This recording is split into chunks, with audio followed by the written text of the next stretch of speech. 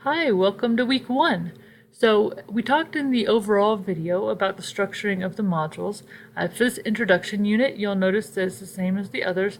There's an introduction page right here, as well as what's expected of you during week one. Just to help speed this up so you're not waiting for me to have my pages load, this first page, the introduction page, will show you what's expected week one and a brief little welcome. Each module has that to kind of tell you what's coming up during that module, during that unit. And so again, this is just an introductory one to get you more familiar with some of the foundational things you'll need to carry on through this class.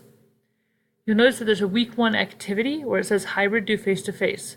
So if you're a hybrid student, you'll be doing this in class face-to-face with your professor, so don't worry about that just yet.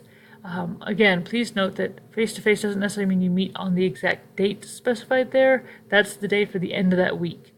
So if you look at it, that's generally Sundays. That should give you a pretty good clue. But when you go into this week one activity, if you're an online student or that, you can look and you'll see, oh, let me scroll up to the top. First of all, for every activity, every assignment you do in this class, you're going to see it talks about the concepts as well as unit outcomes. That's if you've ever wanted to know why you're doing something. All of our content and all of our assignments tie back to our unit outcomes, which tie back to our course outcomes, which tie into the School of Nursing outcomes, which is pretty handy. There's also a description for each assignment as well as the directions. Now you can read through that on your own time, but I would encourage you to kind of peek through these directions and make sure you're taking the time to address it. Your answer doesn't need to be incredibly long, but it does need to have quite a bit of thought put into it. So the first thing we're looking at is your experience with evidence-based practice. If you want to share a little bit about what you've seen or done in the past, that's great. You're certainly welcome to do so. But one of the areas that we want you to focus on is a quality improvement or safety issue or opportunity that you've seen in the clinical setting. This can be when you did clinicals in your ADN program. This can be something you've seen where you work. Even if you weren't necessarily working as a nurse at the time, if you were working as a CNA, something that you see in the clinical setting or in a prior job. But what you're looking for is a safety issue or a quality improvement issue. We're going to start to shape that and feel that out throughout the entire 14-week course. You're not locked in just yet, but this is going to get the gears cranking for what you'll be doing, and we'll build on it throughout the entire semester. So with whatever topic that is, if it's call late response times, if it's things that have to do with nursing, the nursing component that you may have seen, the patient-centered care type thing, you're going to look for what possible sources of evidence you would use for that topic. Now, this does not need to be exact journal articles at this point, but things like when you do your reading, you'll see there's 3 aspects of evidence-based practice. And so you're going to think of what sources could you look at? Is there a specific journal you could look at? Is there, as part of it gets into kind of a professional expertise, who could you talk to about these as far as managers and bosses? There's a lot that goes into evidence-based practice. So, and this can be bullet pointed. You're just kind of spitballing where are some sources where if you wanted to find evidence on this topic, you could look. Don't overthink it. It's not overly complex on that part. Second, you're going to go to the spurious correlations page. When you open that up, let me pull that into a separate tab in a second. You'll go to this website, and a spurious correlation, we'll get into this more as the semester goes, but a correlation is like a relationship between things, and a spurious one is one that's not actually valid, but that it looks like there's a relationship. And so you'll go into the spurious correlation. And here in a second, I'll guide you through part of that. And you're going to discover a correlation. And then what you're going to be doing is giving a creative explanation for the correlation. So I will give you a brief sample to go by. If you scroll down to the bottom of the page, you can see some of the ones they've pulled, like per capita cheese consumption and the number of people who died by becoming tangled in their bed sheets. Now, what's odd is that although there's no real correlation between those, these are all pulled from actual true life data sets.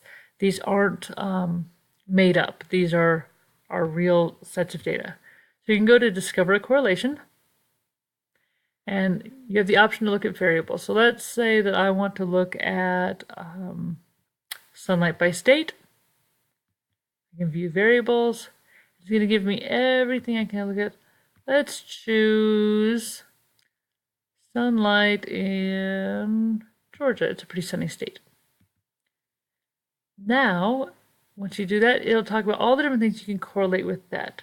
So the number of lawyers in Nebraska, online revenues on Thanksgiving, bicyclists killed in collisions, pedestrians killed in collisions, death by X-ray, contrast media, just a really bizarre list. Juvenile arrest for pot possession. We're just going to kind of scroll through and choose one. Let's say that I want to look at Apple iPhone sales. And then you're going to click to chart. Now, some of these will follow really closely, and some of these will be a little less correlated in the charts. But you can see here that there was a dip from 2007 to 2009, where when there was less sunlight in Georgia, slowly iPhone sales started to creep up. But then in 2009, that trend switched around. And as the sunlight in Georgia started to pick back up, so did the Apple iPhone sales.